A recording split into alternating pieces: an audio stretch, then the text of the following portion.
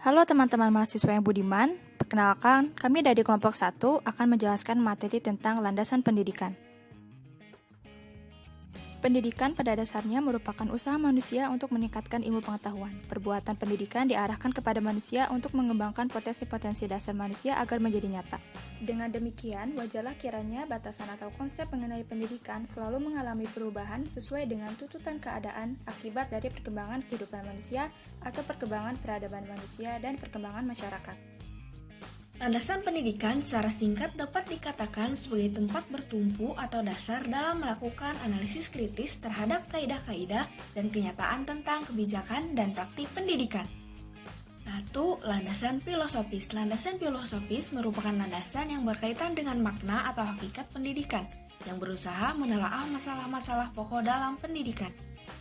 2. Landasan sosiologis. Pendidikan berlangsung dalam latar interaksi sosial karena pendidikan tidak dapat lepas dari proses saling mempengaruhi antara individu yang terlibat di dalamnya. 3. Landasan hukum. Dengan berlandaskan hukum, kebijakan, penyelenggaraan, dan pengembangan pendidikan dapat terhindar dari berbagai benturan kebutuhan. 4.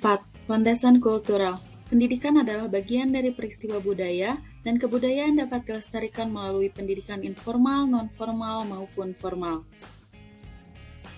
5. Landasan psikologis. Landasan psikologis pendidikan terutama tertuju kepada pemahaman manusia, khususnya berkenaan dengan proses belajar manusia. 6. Landasan ilmiah dan teknologi. Dapat dikatakan bahwa landasan ilmiah dan teknologi dijadikan sebagai landasan dalam menentukan kebijakan dan praktik pendidikan. 7. Landasan sejarah. Sejarah memberikan peran yang penting karena dari suatu landasan sejarah itu bisa membuat arah pemikiran pada masa kini. 8. Landasan religius.